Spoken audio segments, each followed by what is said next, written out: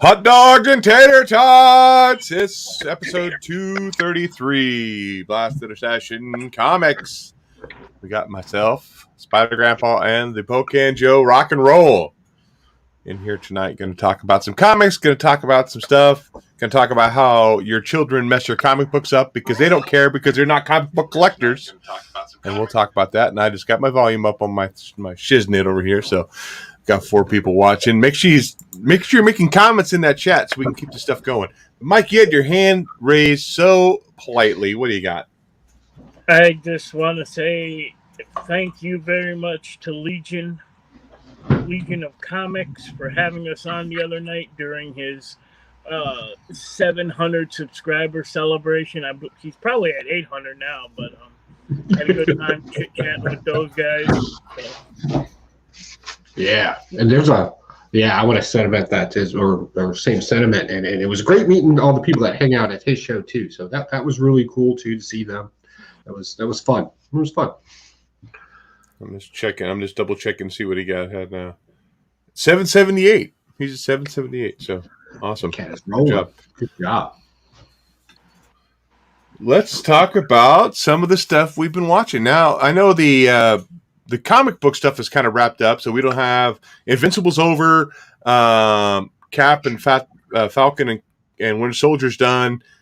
We get some other stuff, of course, but I'm saying like the major stuff is out and over with. Still got Deadly Class. I don't watch that.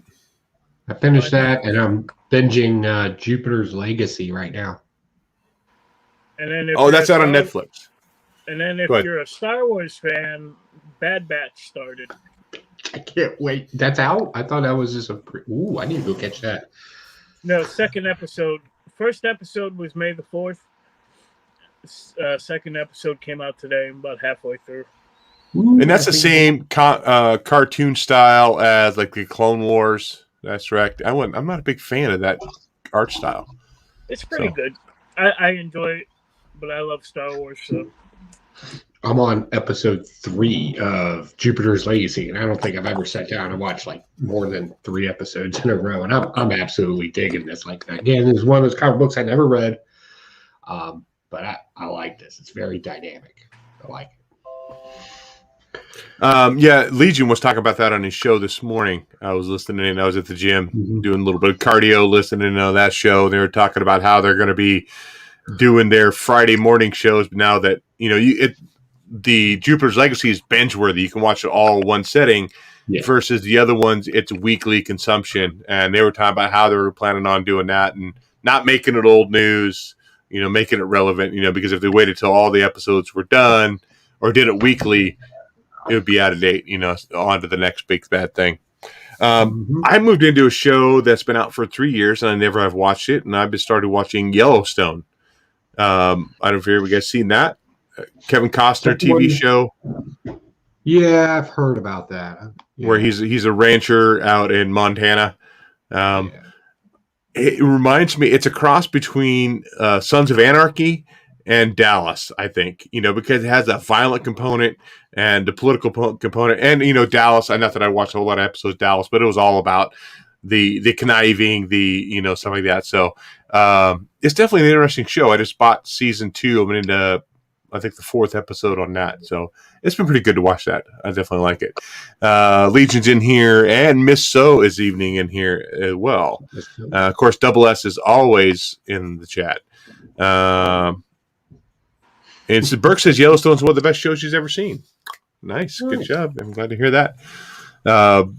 But that's it. I started working out, going back to the gym again, started trying to eat right again, trying to get that back on track. It's tough. I hate working out. I hate staying hydrated. It's so rough. Have you? I gotta drink something. I work out at work. Yeah, I work out at work sometimes too, but my whole job is to work out. You what? Your whole job is? Yeah. Some days mine is too. It all depends on what I got going on. As of right now, though, with work, I'm almost doing more administrative stuff. I have a whole team that I'm the lead of and trying to organize those guys and make sure the stuff's getting done. But I get out in the field once in a while to be able to do stuff. It's kind of fun, kind of different aspect. Should be getting paid more for what I'm doing. That's for sure. Working out. You must be training tonight. Sasquatch.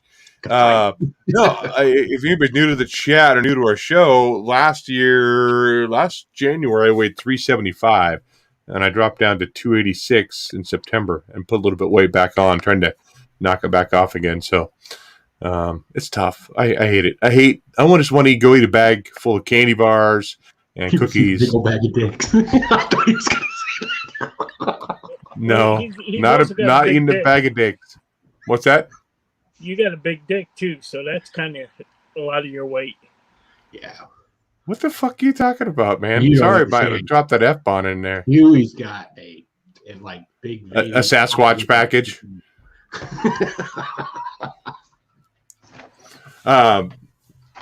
So let's jump into, since we're let's move off from Sasquatch penises and that kind of stuff. Let's move on to comic books. What we've read this week. For me, it wasn't a very big week, really.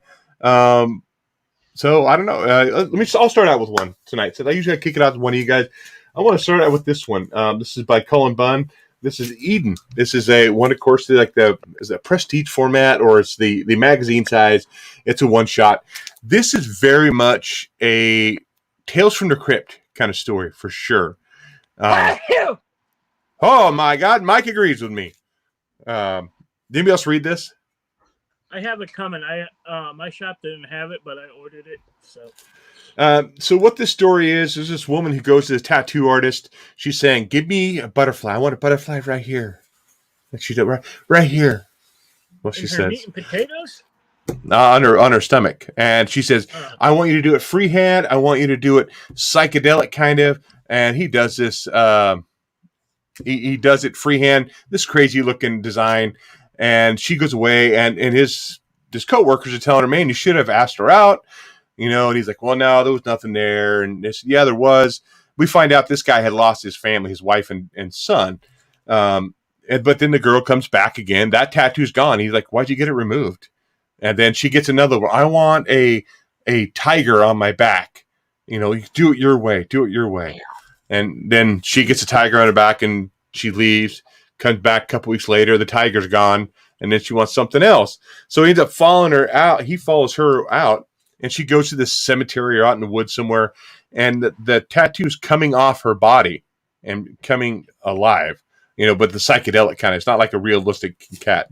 So when she finally comes back for her last tattoo, he doesn't give her what she wants. He gives her a tattoo of his wife, his dead wife, and his dead son, because he knows the tattoos come to life. But when she's going back out of the woods, and she's like, "Oh, it was too detailed." It was meant to be something simple. It was far too detailed, and it ended up killing her. But his wife and son are back, but they're like zombies, but not really, kind of like a Pet Cemetery kind of thing. So definitely like I said, Tales from the Crypt. Totally, I can see this as an episode of that, or Twilight Zone kind of stuff. Is it worth these $8 that I paid for it? No, probably not. You can probably pick this up on $1 bin. What's that? Is it a one shot? It's a one shot. Yeah. No. Yep. It's just single story. It all contained right here. Like I said, I like Cullen Bunn. He does do the horror stuff really well, and I think that's what this is. But overall, like I said, I don't think I'd ever pick it up out of my long box and read it again, though. So it's a whiskey dick. I don't know. Should I do that? Should I do the whiskey dick thing already? Called branding.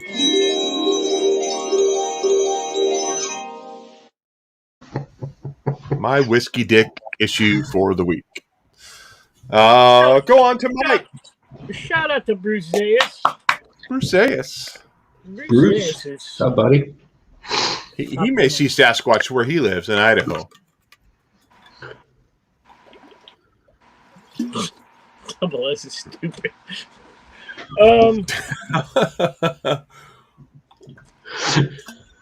Let's do Jack goes in here too. Hey, Jacko, how you doing, man?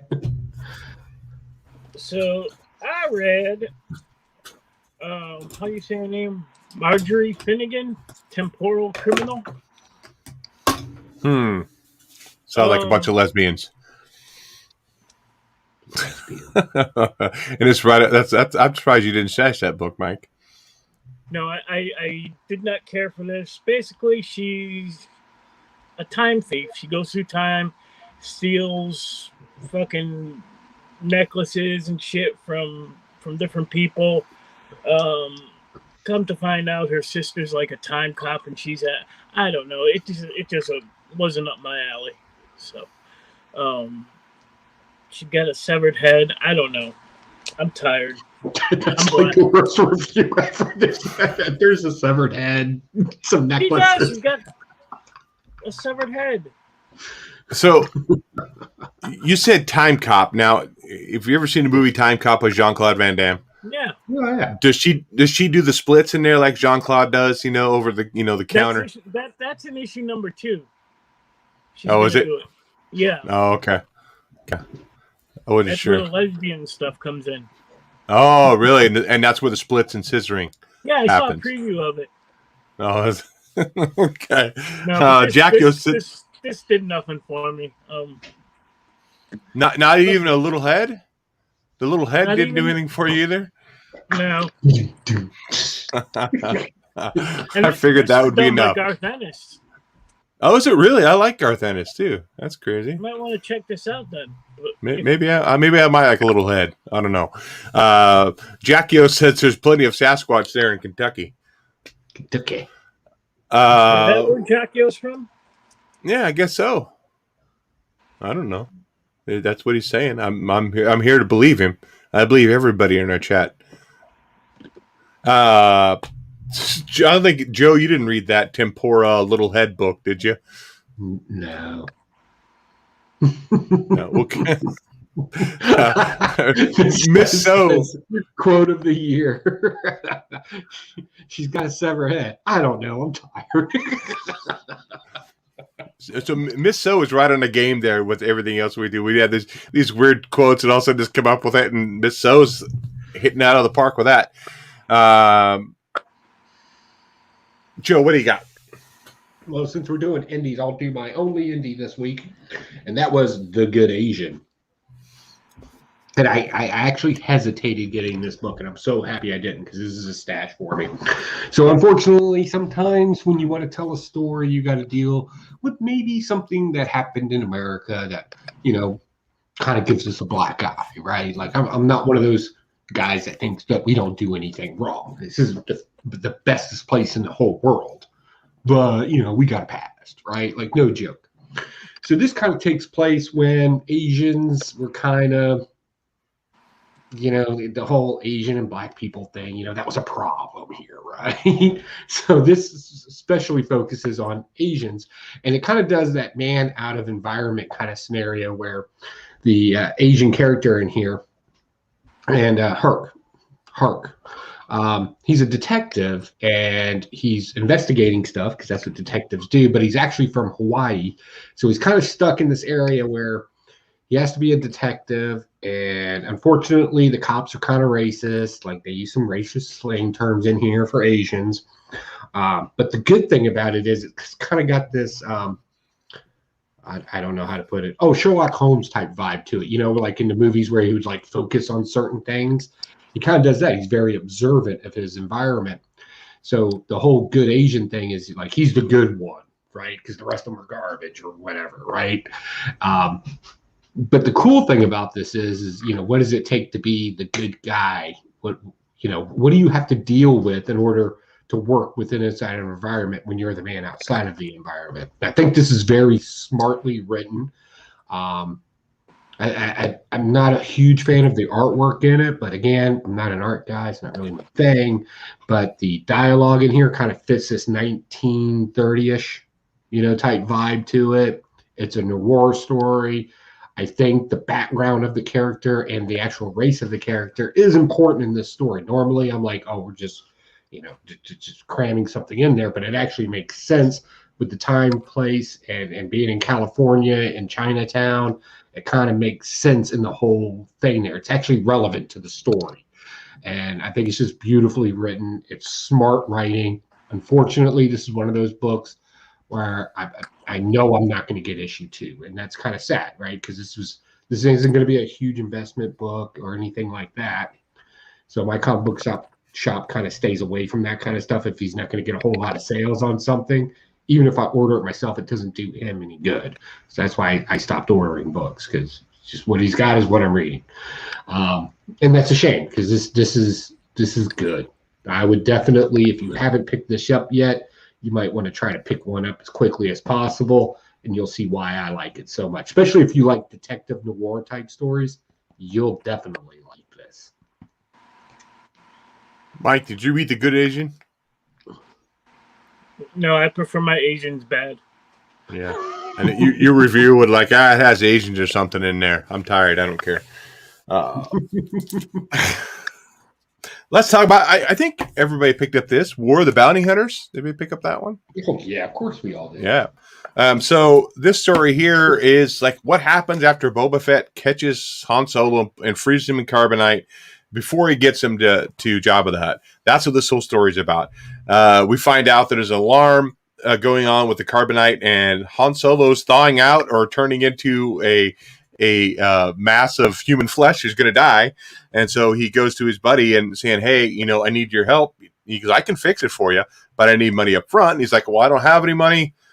As soon as I get it from Jabba, I'll be paying you double. And he said, well, no, why don't you go kill this person for me, enter this tournament, kill her, and then we're square. And so he ended up going to the tournament, laying the smackdown on everybody, getting a temporary paint over his uniform, going by Django. Was it Django? Yeah, he went by Django. Yeah. I ended up killing the one lady that has never been killed or been at least a champion for a long time. But then the bookies or whatever said, you know what, we're going to hold your money for you. But he still had a task he needed to do. But then he goes back to collect his reward by them fixing the carbonite system. And, of course, Han Solo's gone. And so now that's moving on to the next part here. But, yeah, go ahead, Mike. What are you saying? This is a 34-part series. Is it?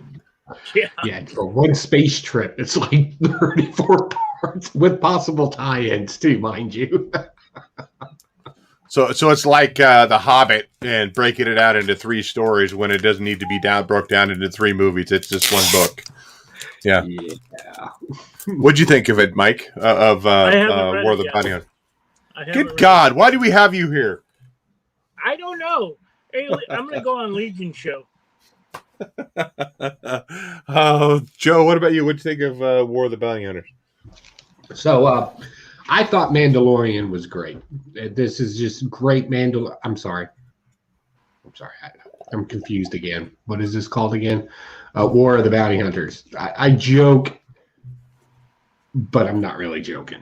Right? We saw this in The Mandalorian. Mandalorian had a sock puppet he had to take from point A to point B. And it took so long because he had all these little side things he had to do because he's on this quest. He can't pay for anything, so he's got to do a bunch of favors. And we basically just took The Mandalorian and we dropped it into a comic book format. And we said, hey, remember Boba Fett? Overall, how was the story? That's exactly what it was. Unfortunately, this was very lackluster for me, especially if you watched all the seasons up to Mandalorian. At this point, we already know what's going to happen. He's going to go try. Here's Pocan spec. He's going to go find out. He's got to do something to find this guy, right? Because there's always the in-between thing. Somebody's got some information. I'll give it to you if you do this. And then he's got to go do that. Because that gets the information. They give him the information. He goes there. He finds that. He's got to do it again. There'll always be this thing off to the side, maybe even twice or 3 times, just to take you off the story and then find some weird, obscure way to bring you back into the story. It's a ploy. Now, overall, how was the book written? It was generic. It's crossing over to all the Star Wars titles. Yeah, it's going to be all over the place. All the Star Wars titles right now are taking place between Empire and Jedi. Yeah, so this is, unfortunately, please don't hate me, this is a blast. You make a good point that is goes along with the Mandalorian, But for me, it's like we know what the end story is. So we just don't know what happened between A and B, but we know what B is because of the movies, right? So Because really, what happens in there is pointless it between wasn't A that and big B. of a time frame. Like even if you watch the movies, right? It wasn't that much of a time frame for Luke Skywalker to find Han Solo to begin with. It wasn't like I would have much rather read a Boba Fett story like after he got out of the Sarlacc pit, and I don't know if they've ever done that, or just a newer like because you have the Boba Fett now and the Mandalorian. I'd rather have something tie in with that versus this. Yeah. So, everything that happened after Boba Fett got climbed out of the Sarlacc is not canon anymore. Thanks, Disney. So yeah. Yeah. So it's a blast for me. Have you guys watched the Robot Chicken Star Wars stuff? Yes. Ooh, I love. I can watch that stuff over and over. It's so hilarious. Jack goes, says Marvel Unlimited is the way to go as far as reading all massive events. Yeah, probably save yourself a buttload of money compared to what I spend every week on comic books. Miss So says she tends to skip most comics based on movies or TV shows for some reason. I generally do too. I think I don't really. Once it's already established as a TV show, I really have no desire to go back and get a book and read it. If I've already seen it, unless it's MacGyver, because MacGruber. It's like physics level. Jesus. Did you watch the remake of MacGyver with that young kid? Yeah, no, that doesn't exist in my world. That's not canon. Yeah, that doesn't happen in this dimension over here. I don't. And yeah, Mike, what do you got for us? Please tell me you got something. Give me some goods. Give me some goods, Mike. Let's talk about Heroes Reborn, number 1.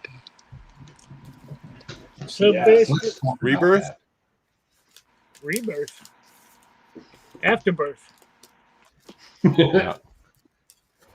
So basically in this, you guys all know the story. There's no Avengers. It's all Squadron Supreme. Blade wakes up in this world. He don't know why he got there. But he knows something's wrong. The Avengers never formed. Villains took different paths. I kind of dug the story, but I hate the mashups between the villains. I think they're fucking stupid. You got Dr. Doom mixed with Juggernaut. Like, come on, really? Venom and the Red Skull. And the designs are fucking god awful. But like I said, you know what this reminded me of? Remember when Marvel versus DC and they had the Amalgam universe? Mm-hmm.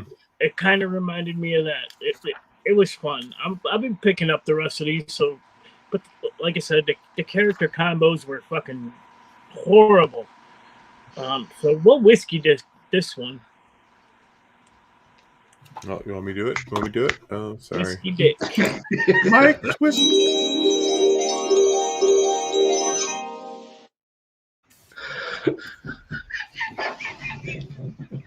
I don't know why that makes me happy. Yeah. What did you think of Rebirth, Joe? Like from the early 90s? Yeah, see that was going to be my question. Didn't they do it when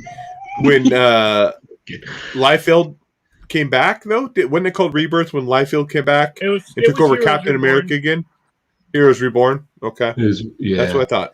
So this reminded me of a series that I enjoyed and stashed all of them when I spoke here briefly. It was like a knockoff version of it. Remember Infinity Warps where they did Captain America, Sorcerer Supreme, and see, those combinations and the character design were really cool. Well, those were generic. That's why I call this knockoff, and it's perfect knockoff because. Well, let's be honest. Squadron Supreme's a knockoff of the Justice League. Like legit, it's like they got a guy that looks like Batman. Hyperion Superman. Like they got a speedster. They got a strike. Like it's just a knockoff. right? Like even on one of the panels, I don't want to bring it out now because this wraparound cover is kind of, but I did it on my show where I held up the panel and it literally looked like Batman, swooping down on somebody. So, and he even throws little, knife thingies. And I was like, ah. And then somebody was like, but he's a politician, so it's not like he's a rich billionaire. And I'm like, have you ever met a politician? Like, I don't, like, who's your politician? Regardless, this seems like a knockoff version of Infinity Warps. Thank you. Yeah, you're right. It was Infinity Warps. And that was good. I loved Infinity Warps. This just seemed like a less cooler version. However, I will say I wasn't too cool with the Doctor Doom Juggernaut thing, but I did like the Venom Red Skull mashup. I thought that was kind of cool. I think they're going to do some other cool things in here. I'm almost guaranteeing it. But this whole squadron, the first time that we got introduced to this team, this particular team, but we did it right here on the show, and I blasted it and made fun of it because it was just absolute garbage. I was like, I hate this team. I hate these heroes. If I want to read Justice League, I'll go read Justice League. I'm sorry. It's just not that interesting to me. So for all in all, I'm going to stash it for now, though, because I think they're going to do, because I'm more curious about the storyline in this. And normally I hate this. I wake up and it's a different world. Normally I hate that. But with it being Blade, for some reason, having memory and nobody else having it, I kind of want to see how that plays out. And that's really, I'm just stashing it for if they keep Blade as the central focus, that's cool. I know they're going to have all these spin-offs like Peter Parker, the Shutterbug or whatever. Yeah. They're going to do all kinds of things with that. I did think it was interesting. I like how they said that the one event that changed everything was the fact that Captain America never existed, therefore the Avengers never started. So that's why we have Squadron Supreme. I thought that was at least smart instead of just doing a dimensional thing or a time loop thing or some bullshit like that. So I'm kind of curious about that.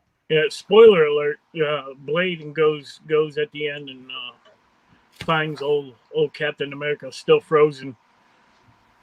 So I don't know what's going to happen there. Hey, as long as Condoleezza Coates doesn't write it, I'm on board. Yeah, I was on the fence with this. I think I'm picking up all of the main story. I'm not picking up any of the tie-ins, and don't fall into that trap. Yeah, my favorite hero, of course, probably with everybody else, is the Venom Red Skull crossover. That's the best. Although I do like the design of the Doom Juggernaut. I've always liked Doom's design. I love the green cloak and the armor and stuff like that. I've always thought that was cool.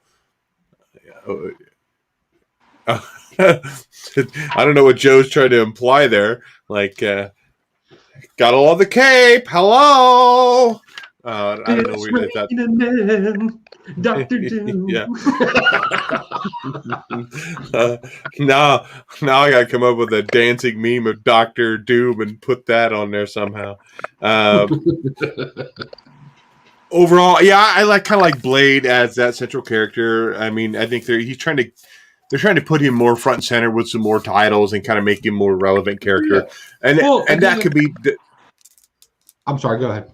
No, I was saying that could just be they're trying to come out with a Blade movie or TV show, and so they're trying to push that character so he's more common in the comic books. But yeah, what else you going to add there? Here's a question for the chat, and please discuss respectfully amongst yourselves. Have you all noticed lately, like right before a series starts or a movie starts, in the comic books, they seem to be pushing these characters, but they seem to be pumping them out so quick, like there's something missing in the book, like the story's just not as they're just there and fabulous. Yeah. If you've noticed this, please let me know. Did anybody else get the cards that came with my comic book store? Put some of them in there. No. Nope. Oh, Gen X grown-ups in here. Hey, Gen X grown-ups, what's up, man? Or is that it's not up, it's not plural, I guess, but it's Gen X. I did get that trifold cover. It's like a wraparound and then it's trifold. Yeah. I thought that was kind of cool. The Triforce is with you. You're up, Joe. What do you got? Oh. let's do some DC. DC came out with some cool stuff. So let's go ahead and do this because I know Mike read this and I want his take on it. Suicide Squad #3. Anybody else read it? I didn't. Of course, Okay. Mike did. Mike's just silent. So this is good. I like this Peacemaker character. I like this whole. I like this team. Like it's pretty cool because it's all just a bunch of fuck ups, right? I like it because of that. I don't know much about Red X, so I'm sure you guys are a lot more steeped in it than I am. But I do like it. I don't even care who Red X is at this point. Now, the problem that I generally have with these kind of books is I'll get into about 5 or 6 issues, and it kind of lays flat for me. I've done that on 3 runs of Suicide Squad already and kind of dropped off. But right now, this is a stash for me. I like it. It's action-packed. I love how Plan A failed, Plan B failed, Plan C is break into the Titans Academy and go steal Bolt, right? Because that's the whole objective in here. For some reason, we got to steal Bolt, a new character. So, yeah, how are you going to kidnap a kid? I kind of want to see that. I want to see villains do villainous stuff. Let's do it. So I'm on board with this. This was a stash for me. So you're saying that's being like married for 15 years. It just kind of lays flat, huh? Is that what it is? Never mind. Moving on. Nothing. Moving on. Mike's looking at the camera like a dog. He heard a squeak toy. Oh, by the way, Biggie Shack and Discovery Bay came into the room. What's up, Biggie Shack? I will have your AKO in the mail. Hopefully tomorrow. I'll do my best. AKO? What? Hey, wait. Random act of kindness. A-OK. A-OK? A-OK. A-OK. Hey, man, act your of box kindness. of comic books are going to be in the mail tomorrow. He's sending you shit. Who are you sending? What? I don't know. That's SYS. That's SYS, Mike. Sending you shit. Not A-OK. SYS. Your SYS is in the mail.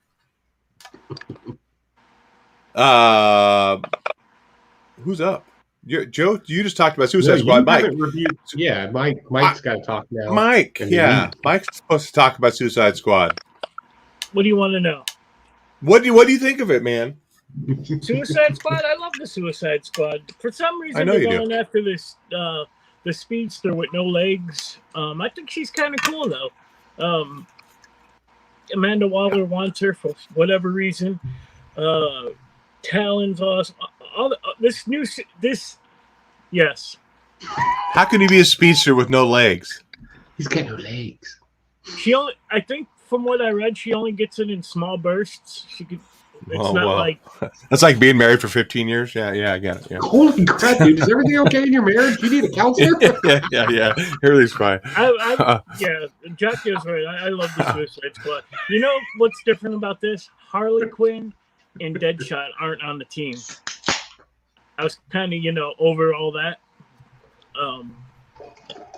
Yeah, it's a stash. Red X, they need to get into Titan's Tower or whatever. Red X shows up at the end. He's like, let me show you the way. So we'll see where it goes.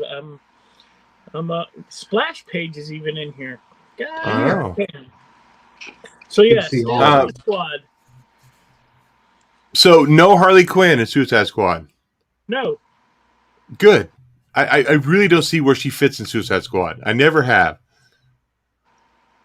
What superpowers does she have? None. Other than being psychotic. She's all. Is that what it is? She can't even maintain her own book right now. I know. Trust me. Read it. Right. Let's talk about Eve #1. Anybody else read Eve? I haven't read it yet, though. Oh, my goodness gracious. No one reading books tonight, I swear. So this is is it Boom Studios? I believe it's Boom. Yes. So it's kind of a post-apocalyptic book. This girl is with her dad, and they're having a conversation, and then she ends up waking up inside get out of the tube, man, a chamber, some kind of cryogenic chamber or something. And she wakes up to this little teddy bear. It must be like a Teddy Ruxpin. I don't know. Maybe her dad put a tape in back in 1982 or whatever it was. And the teddy bear's talking to her, and she realized her dad had programmed her. She's asking the bear questions, but the bear can't say, I can't answer that. I can't give you that information right now. And he's very vague about what he's telling her. And she's, huh? Nothing. Go ahead. Okay. And so, like, she's getting out of the chamber. Like, she hasn't eaten in forever. Like, her body's not used to it. She can hardly walk. So the teddy bear's able to grow longer legs and carry her in till her legs are able to function by themselves. And he's able to morph into kind of, cybernetic kind of things in order to help her out. And then we find out, too, that the world has been destroyed. It's been flooded. So it's very much a climate change book, talking about how man has destroyed the world. Like I said, this Teddy Ruxpin characters, I'm calling him Teddy Ruxpin. I don't care. Is, like I said, it's full. He has the answers that she's looking for, but something in the programming is not letting him tell her what it is. And so that intrigue right there kind of catches me a little bit because I want to know more of what's going on. So that's basically the story. It's just her kind of trying to find out what happened to the world. She's, are they on a, yeah, they're on a light tower or, and they're looking out, it looks like over Manhattan or something. And it's all flooded, all underwater, and they're sitting up there. And then they're talking about having to get off that light tower to go somewhere else. So I'll pick up issue 2, I guess, just to check it out. But it's not like a must. I don't think. It'd be one if it was on a shelf and then next copy, I'd probably grab it just to read it. Did anybody have a Teddy Ruxpin as a kid? You have a Teddy Ruxpin, Mike? No, I have a penis. Did it talk to you too as a kid, or what? Only when he watched it. Really, my penis. Yeah. Did you call it your Teddy Ruxpin? What'd you call it? Your rumple foreskin? What'd you call it? Okay. I guess nobody else had a Teddy Ruxpin. I know I didn't. My family was far too poor to have Teddy Ruxpin. So. Okay.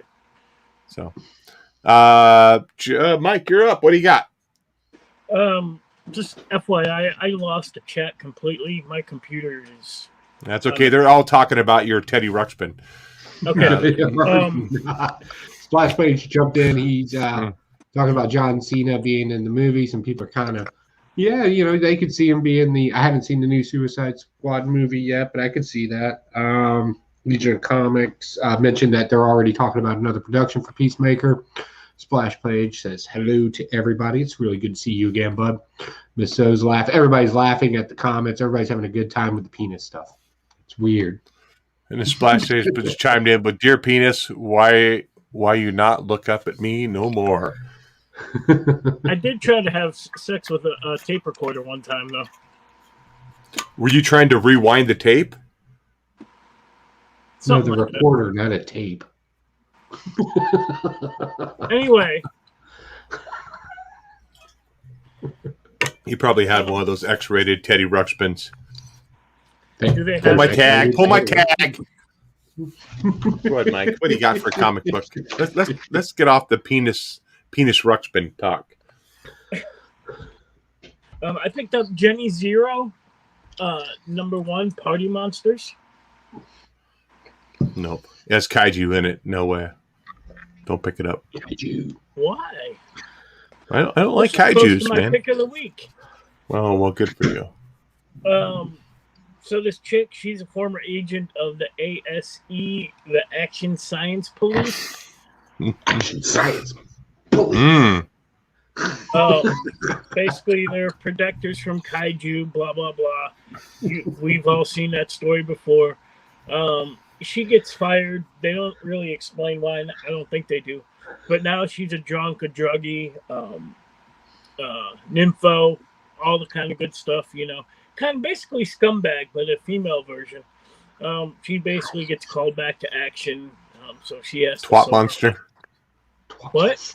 Twat monster, not scumbag. Twat monster. Scumbag. You went from scumbag, and you thought the female version of scumbag would be a twat monster. Like, what? Hey, wow. You know, how long we've been doing this show? About almost 5 years, man. Can you believe it? 5 years. You never were like this in the beginning. I think it's you. You've corrupted me. Me? From scumbag, you could have went to barfly. You could have went to No, I go clear to the other end, man. I don't stop anywhere between. It's clear to the other end. Sorry, we've ruined Mike's review of Jenny Zero Monster Twat Monster. Is everything all right? No. Continue. All right. Here's a topic amongst yourself. What do you got? Nothing. I'm just rebagging some comics here. You don't have any books to review? Oh, I got books from a year up. If anybody, you're up. Got it. Yeah. We'll talk about Strange Academy. Gosh. Huge key issue. Oh, you need to run out and grab this. You don't understand how important this issue is. See if you can settle down for a second. I'm going to tell you, and then you're going to get all giddy like a little girl. I know you're going to be like, ooh. Ready?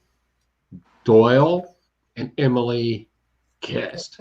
Now, Bubba, when I say they kissed, like it looked like in the scene and the splash page for it, it straight up looked like he was trying to cram a tongue down to her nether regions through her mouth. Like it's a rough kiss.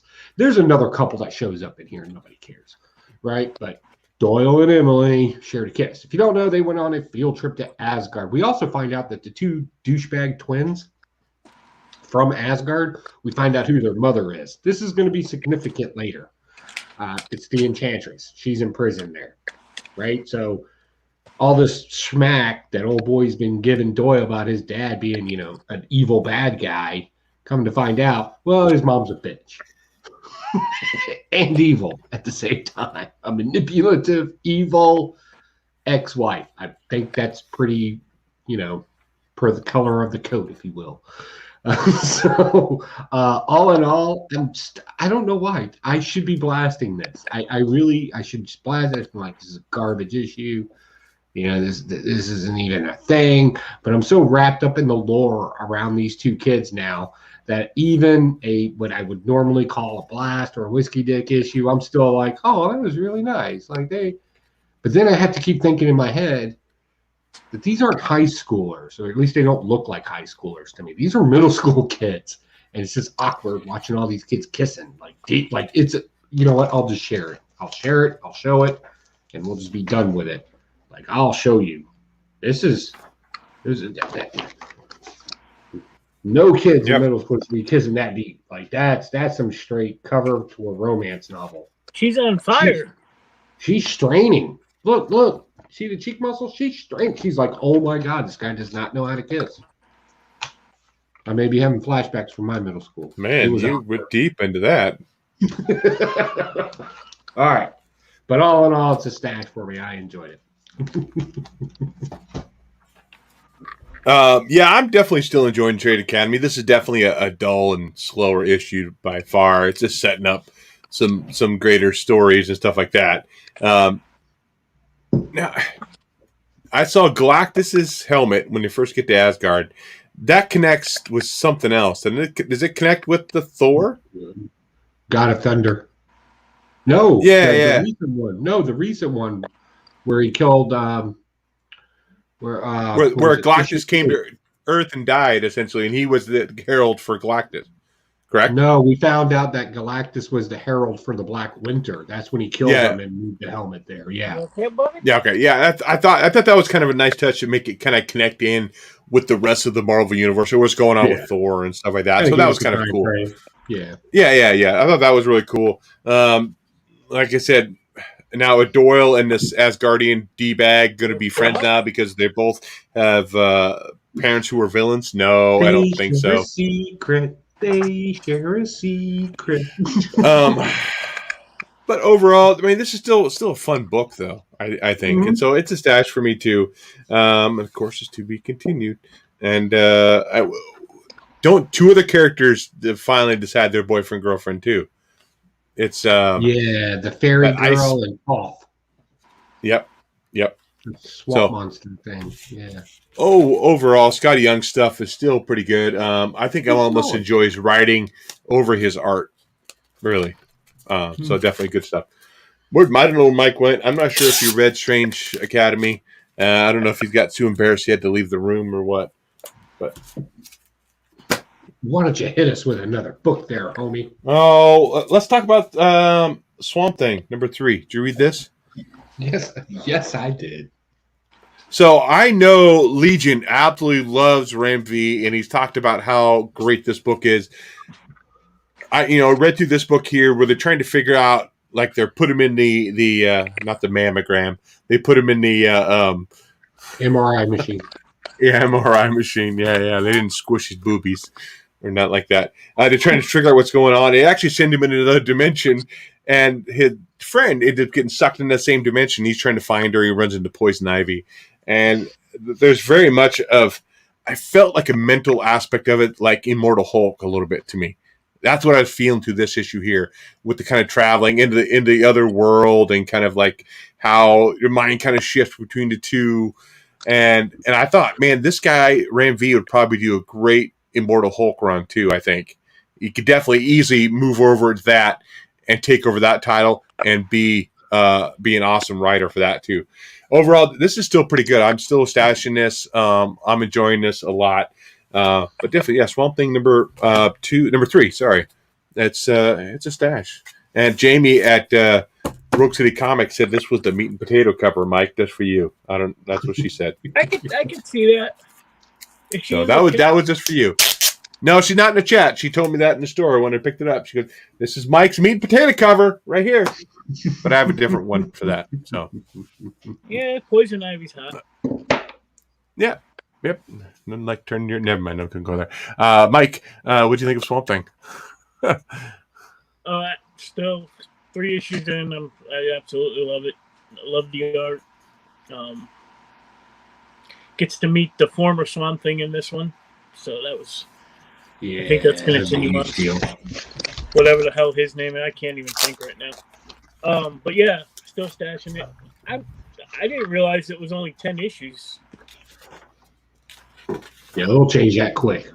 I bet. Jack Yo asked who the artist was, and it's Mike Perkins.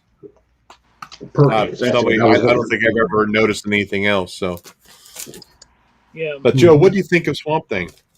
Oh, I love this. This is right up my alley. I love this. I love me some this whole Queen Ivy. We know that's coming, and I think this is going to be kind of the launch out for it, right? From this particular series, I think that's smart.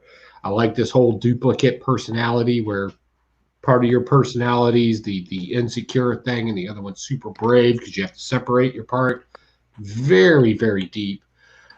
Woodrue. I love Woodrue as a character because he's all about the flowers and everything else and he's a villain, and then you got Swamp Thing who's about the marsh and that kind of the dynamic between those two. I think this is great. We kind of sort of have a love interest. We don't really know how deep that goes. It seems kind of off again, on again. The great thing about this is Ram V. We keep talking like he does his research for things and he brings up some solid stuff. And I will not take that away from the guy. But what's best about his writing is he understands like dynamics of personality is the best way to describe it. Like he understands that people have levels. They're like an onion. They have layers, right? And we see that in here. And he understands that there's an homage that comic book characters love. Like they love the old Swamp Thing. So introducing this character in here to kind of be a mentor or a guide to some degree, that is just the guy's really good. He knows what he's doing. He knows what comic book fans want. And that's what he is delivering. And that's what's saving DC. Okay, since you kind of went a little deep on that, we're going to go a little deeper now.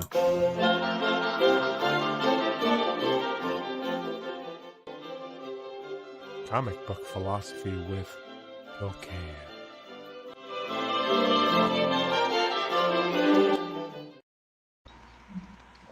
Okay, tonight's philosophical corner, I'm going to do something that you've never ever seen before. I'm going to give you the most philosophical compliment you have ever received in your life, and it will literally cross through all parts, Western, Eastern, and all different utilitarianism, deontology, everything across the board. It will be the greatest compliment you've ever got in your life, and you'll hate me for it.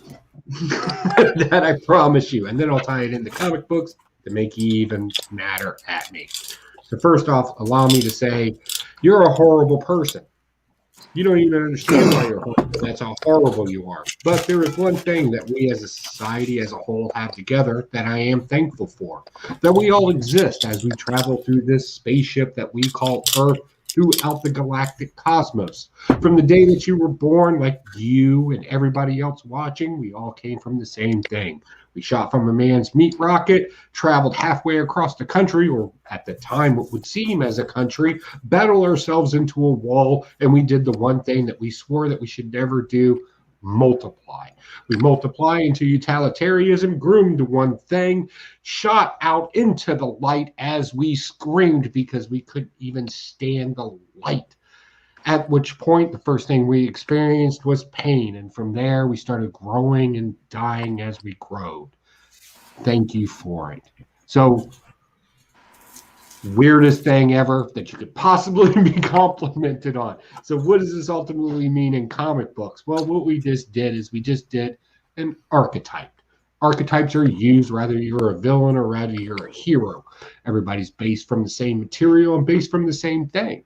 But as it comes out, it's our personalities as we either rage against the light or rage against the dark or accept either one of them. In comic books, the most comic trope that you'll ever find is that the hero's friend becomes his enemy at the same day because their perspective of each thing is shared differently. This is the way Lex Luthor and Superboy, when they first met in Adventure Comics number 247, to even Iron Man and his dad's friend in the movie. Eventually ended up in a conflict with one another. It's an amazing thing at the end of the day. But remember, nobody will ever give you the compliment that you just got tonight. And for that, you're welcome.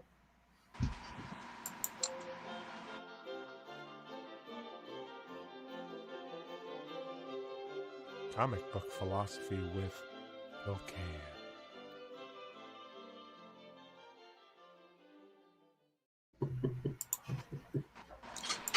Got some people in the chat said comic book is deep. Said, "Damn, this stuff is deep." Joe likes to go deep. He's been talking about going deep a lot tonight. Deep in that kiss. I don't know, man. It's been crazy. I go hard and deep. My sense says we are all dust in the wind, and of course, Misso has a few candles up there, and like we are the world, and we are the children. Let's jump into the next segment. Let's do it. Let's do it.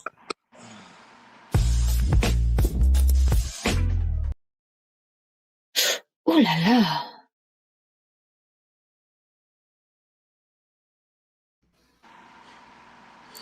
Mike's meat and potatoes. What do you got, Mike? All right, for this meat and potatoes, going way back. I don't know what year this was. 1993. This is Mantra number 2. We all remember her, don't we? Every time I go through a quarter bin, she's a cheap whore. This cover is actually done by Terry Dotson. Oh, is it really? That's very early Dotson work. Yeah, yeah. Dave, where will you put the barbecue sauce on this one? Why are you asking me where I put barbecue sauce? I never know where my wife's lurking in this chat. I'm sorry. Where will you put the mayonnaise? Okay. Should we just end this segment right now? You put the barbecue sauce all on this part right here and eat it like a rib. Eat like a rib. Eat like a rib. I actually have a meat potatoes cover too, but I got a little story behind it. The guys heard me kind of like getting out of my son. Last night he was raiding I have his change jar right here, this mason jar full of quarters and stuff, because he needed to ride the bus to get to school today. So I said, yeah, take some quarters out of there. Well, he sets this heavy ass mason jar with this serrated edge on the bottom of it, right on the edge of my Red Sonja Invincible Red Sonja #1 Frank Cho cover. And right here now, you can't see it here, of course, on camera. There's a nice circle right here of that serrated edge from this mason jar. And I had to go give him a what for messing up my meat and potatoes for tonight. But, why are you looking at my peasant ass? That's what she says on this book here. Joe, you said you actually had a meat and potato cover. I read this here. And very rarely do I ever have a meat and potatoes thing, but there's mine tonight. You may recognize it from Crime Syndicate. I just think it's really cool that this lady's just chilling out while her pussy's just sprawled out everywhere. See, Joe's even taking it that far. So don't blame me. It's not just me. It's Joe. You should actually read that Red Sonja. It's actually pretty good. Maybe I might. Who's the writer on it? Let me look. I might as well read it now because my son messed it up. Chat's on. Palmiotti. Palmiotti. Okay, I definitely would read it then. I like Jimmy Palmiotti. There's so many Red Sonja and Vampirella books. Mm-hmm. This one kind of takes her back to basics, what she is, just a badass bitch, So it's Rocking a the middle stash. tree. Oh, let's close this out. Oh. What? Oh, another meat and potatoes there, huh? Oh, yeah. If you want to do another one. Yeah. I had to go with the Frank Cho. 1 in 7, go fuck yourself. Store exclusive, black and white, non-sketch, sketch variant. I spent my time complimenting everybody, and you just tear them down, buddy. I didn't tear nobody down. Miss So says she loves Frank Cho stuff, and Splash Page says nice grill marks. Let's jump into. I only have one more book that I read this week, and I'm probably not going to do a good job of reviewing it, so I'll probably give it to Joe to start out. Batman. Mix. Batman 108. Oh, yeah, we can talk about that. All right, so this is my complaint. First off, this was a good book. We meet this Molly Miracle chick. She's a social justice warrior. I think it would, because she's very big on the economics of things. So I'm going to say this, but I don't mean this in like a red pill, like I'm downgrading her type of thing. I'm not doing that. I want to be very clear on that. She's right through, the Magnum PI costume that Batman wears. I think his name's Match. Sees right through it, takes him someplace else. And she doesn't do the evil monologue thing. She just straight up tell them what they're doing. Like, it's not like, "Muhaha, here's my plans." It's like, no, this is what we do. This is what we're doing. This is a villain. Well, we don't know if it's a villain. We'll say this is a individual, because my suspect, and we'll talk about that in a minute, is she generally thinks that she's on the right side, right? She does not think that they are bad people or that they're doing the right thing. And they reinforce this with what she does for a little girl, right? Tech. She's super smart with tech. That's every millennial's dream, to be considered smart with tech. Fine. So my spec on this is I may be spoiling something here, but Molly Miracle, I think her dad is Simon Saint. You mean the Apple guy? Yeah, the guy that made Peacemaker 101 or 1001. Yep. In the comic. Yep. Yeah. He looks like the guy that made Apple, whatever his name is. Yeah. He does resemble him. I think that's right. That boom, and she'll turn eventually into an anti-hero once Batman kind of puts her under her wing and does his thing, because he's going to realize she's not a bad person. she's just got bad perspective, right? I think that's going to be the goal here. I think that's very interesting. I would read more of that because I would like that kind of level of it. But all in all, my biggest complaint is everybody says this is her first full appearance. And this is where comic book speculation kind of annoys me. Because the rule was before, and it changes with whoever's selling the most amount of books at any given moment at the highest price. And this is where I'm starting to get agitated with this. First, they used the term cameo. So in Future State, they're calling that a cameo now, even though she had 5 legit panels and dialogue. Like she was integrated into that story as a legitimate person. But now that's not considered, that's considered a cameo all of a sudden. Now, the definition of cameo doesn't even fit into comic book collecting. That's when you take something out of its environment and put it into another environment. So if I took Superman and I put him in a He-Man story, that would be a cameo appearance. This is a character that's established in Batman. And the truth is, I think this is part of the problem with comic book collecting today. I don't want to get on a high horse on this, but the truth is, I do not see this legitimately as a first appearance because, again, she was integral to the Future State story. She damn near had 3 pages worth of dialogue. Like, I'm not even sure. And you can't say this is like, well, this is her breaking out point because we didn't get her origin or anything in it. She just existed in here.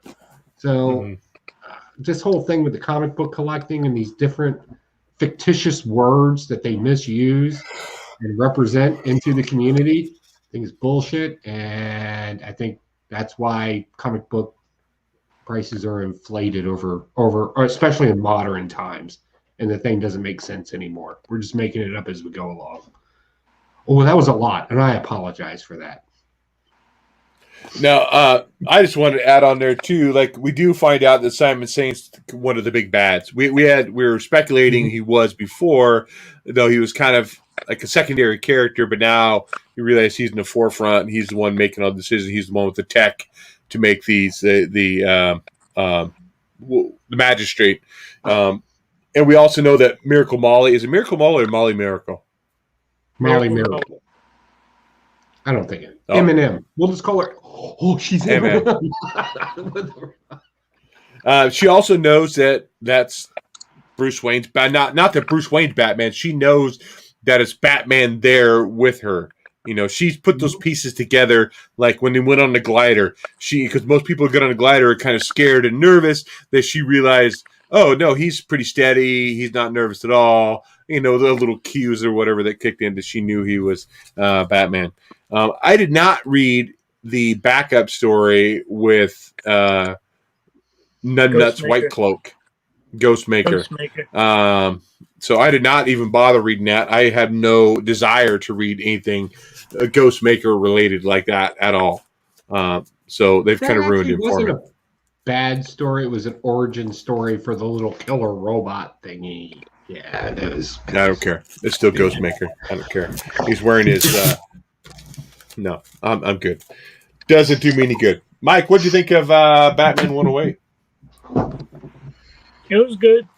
Stash. It was a good stash. Whoever designed Miracle Molly has been playing way too much Cyberpunk. Well, actually, you don't play Cyberpunk. You kind of suffer through it.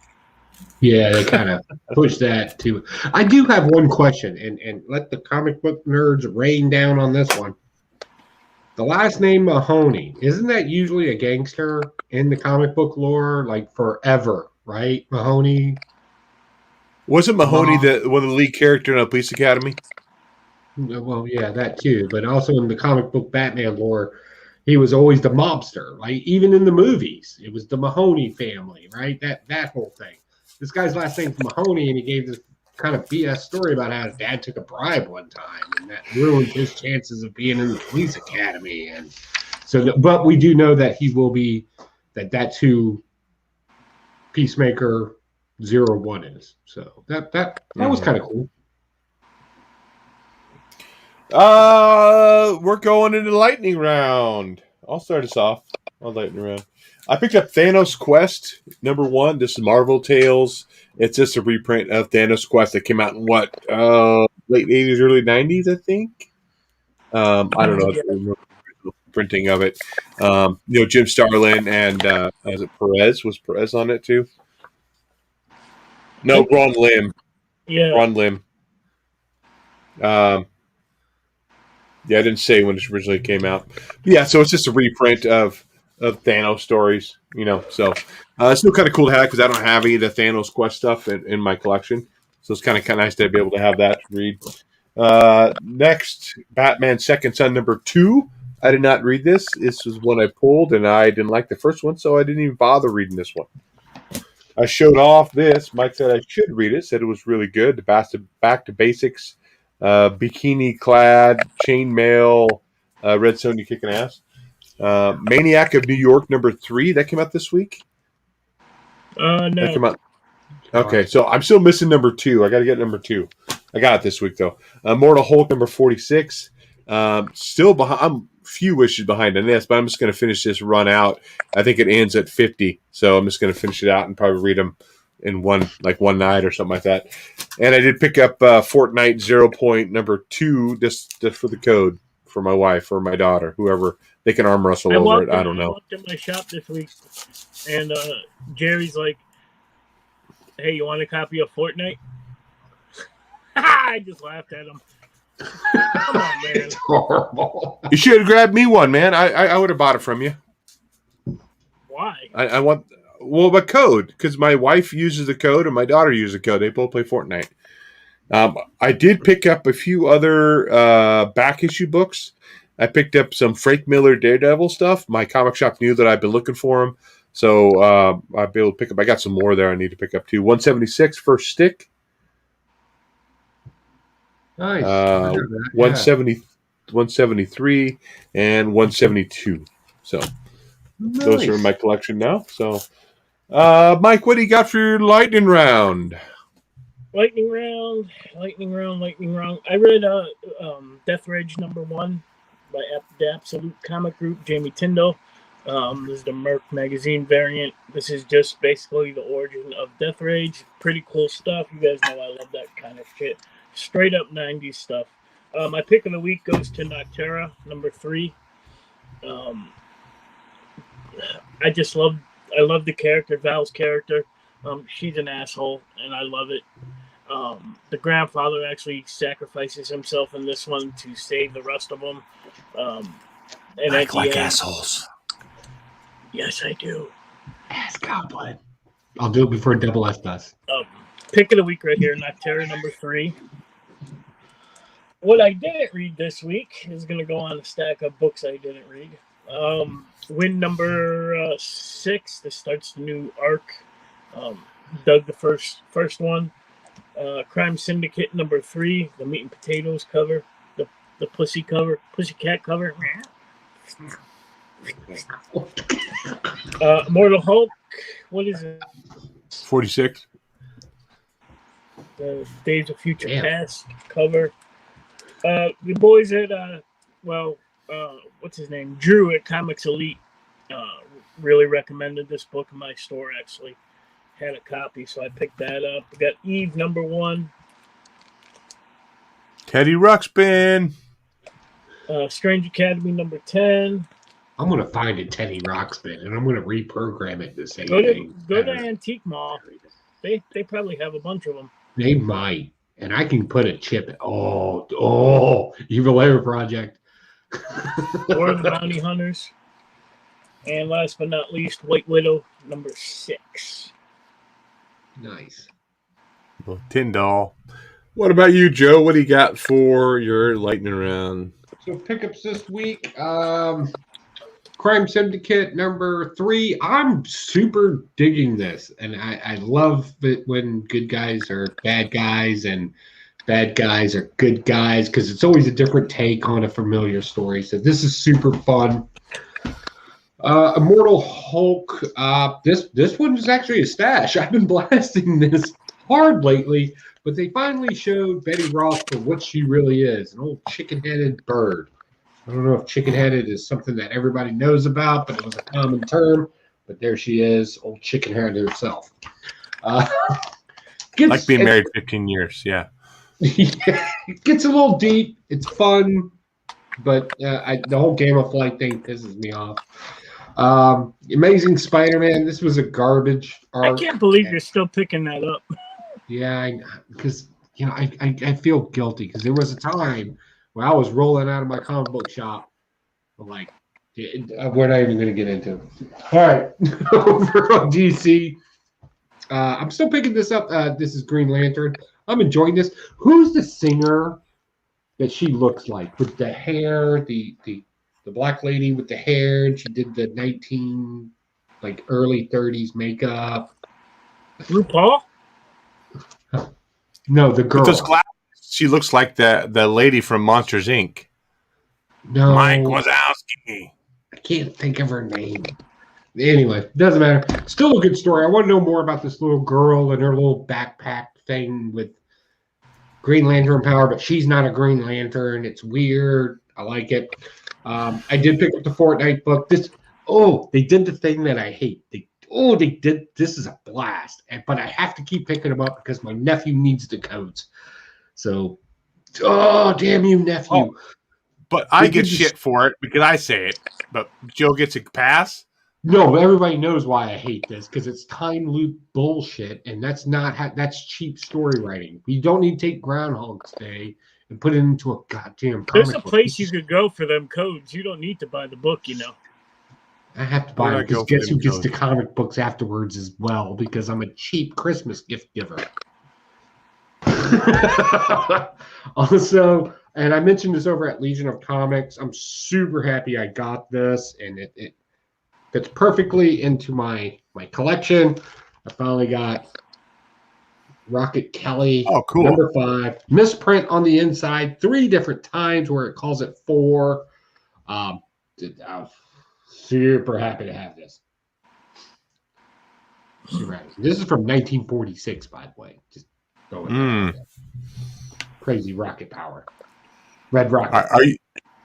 Are you going to reprogram the Teddy Ruxpin to do fellatio? What? I was.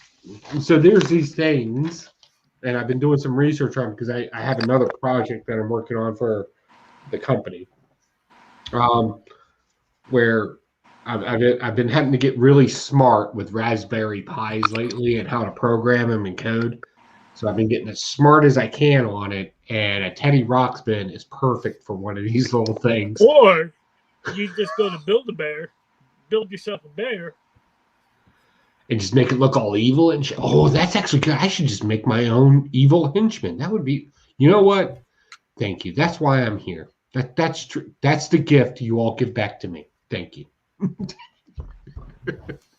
I say we both walk into Build-A-Bear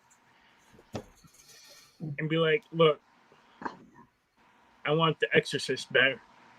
I want it to be an evil demon-looking motherfucker. Or shoot out fangs.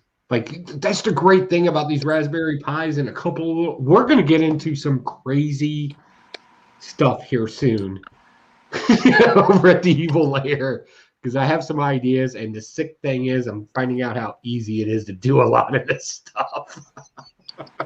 I will pay you $20, Mike, if you go to Build-A-Bear Workshop, and as they're stuffing that bear, and you just stand there and go, oh, yeah, Mikey like. I will pay you $20 to do that.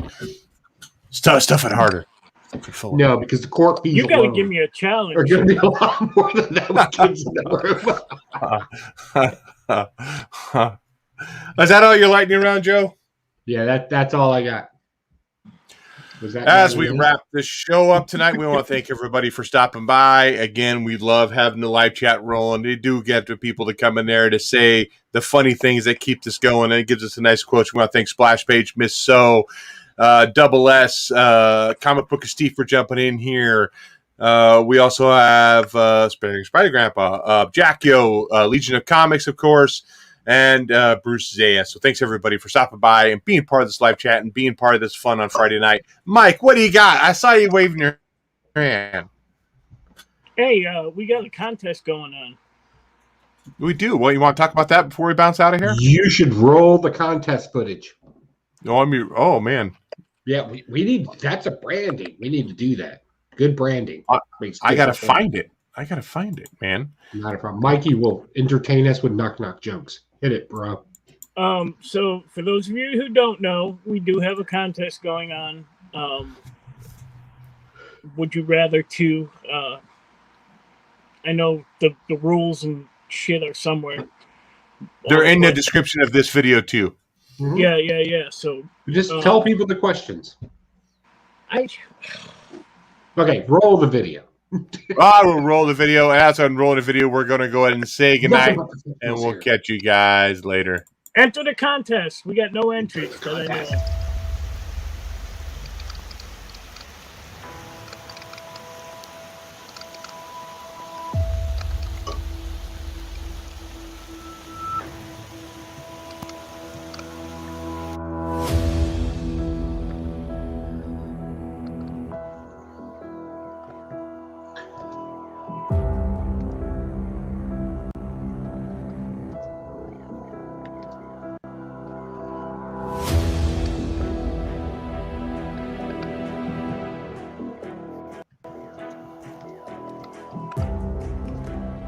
Hot dog and tater tots!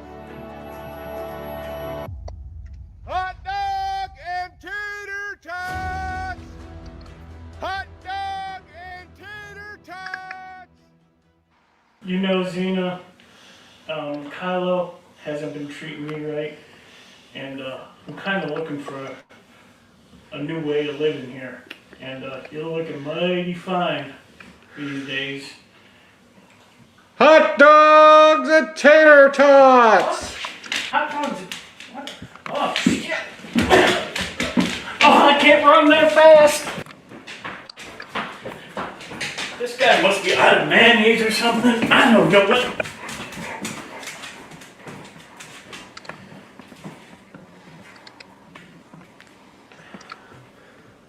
Hot dogs and tater tots! Jesus Christ, I can't run this much. Oh, Jesus, steps. Oh, Pocan! Hot dogs and tater tots! Hot dogs and tater tots. Dave needs us. Pig nuts. Hot dogs and tater tots! That crazy son of a bitch. It may just work.